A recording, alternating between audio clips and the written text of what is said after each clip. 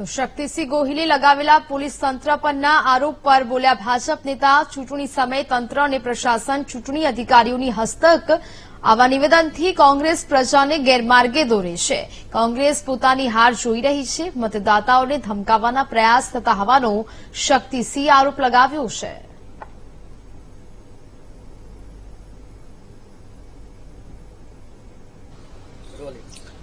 કોંગ્રેસ પ્રદેશ અધ્યક્ષ શક્તિસિંહ ગોહિલે એક ટ્વીટ કર્યું છે અને તેમાં જણાવ્યું છે કે પોલીસ તંત્ર અને અન્ય તંત્ર પર ડરાવી અને ધમકાવી મતદાન કરવા માટે સત્તાધારી પક્ષ જે છે તે ધમકાવી રહ્યો છે. યમલ વ્યાસ આપણી સાથે છે. યમલભાઈ, શક્તિસિંહનું આ પ્રકારનું ટ્વીટ કે સત્તાધારી પક્ષ જે છે તે પોલીસ અને તંત્રનો ઉપયોગ કરે છે અને મતદાન કરવા માટે ડરાવી ધમકાવી રહ્યો છે, શું કહેશો આપ?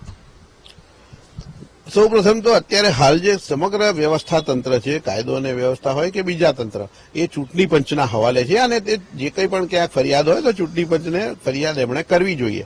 બીજી વાત એ છે કે આ પ્રકારના નિવેદનો, આ પ્રકારની ફરિયાદો જે પાર્ટી હારતી હોય, પોતાને હાર દેખાઈ હોય એ કરતી હોય છે. અને ત્રીજી વસ્તુ એ છે કે કોંગ્રેસે છેલ્લા 5 વર્ષમાં લોકો સાથેનો સંપૂર્ણ સંપર્ક ગુમાવી દીધો છે અને જ્યારે લોકો સમક્ષ હવે મત માંગવા જાય છે ત્યારે એમને ખબર પડે છે કે પ્રજા એમને સંપૂર્ણ જાકારો આપી રહી છે. એટલે આ પ્રકારની હતાશા એમને આવા નિવેદન કરવા પ્રેરી રહી હોય તેવું લાગે છે. યમલભાઈ, એમણે એક વોટ્સએપ નંબર પણ જાહેર કર્યો છે કે જો તમને કોઈ પણ ડરાવે ધમકાવે તો કોંગ્રેસનો સંપર્ક કરો અને કોંગ્રેસને આ વિડીયો મોકલો. ચૂંટણી પંચ પાસે વ્યવસ્થા છે જ તમામ પ્રકારની ફરિયાદો લેવા માટેની, અને કોંગ્રેસ જો આ પ્રકારનું જો કહેતા હોય તો મને સમજ નથી પડતી કે એમાં એમને શું કહેવા મેસેજ આપવા માંગી રહ્યા છે લોકોને. પરંતુ મને એટલી ખબર છે કે અત્યારે કાયદો અને વ્યવસ્થા સારામાં સારા રહે અને સંપૂર્ણ જળવાઈ રહે તે માટે ચૂંટણી પંચ પૂરતા પગલાં લઈ જ રહ્યું છે અને એમાં જે કંઈ પણ હોય તેની ફરિયાદ કરવાની વ્યવસ્થા પણ છે. આ પ્રકારના આક્ષેપ ચૂંટણી સમયે એ કેટલા યોગ્ય કહેવાય? એટલે જયારે મેં આપને કહ્યું તેમ કે ચૂંટણીમાં જયારે હાર ભાળી ગયા હોય ત્યારે આ પ્રકારની વાતો કરી અને લોકોને ગેરમાર્ગે દોરવાના પ્રયત્નો થઈ રહ્યા છે.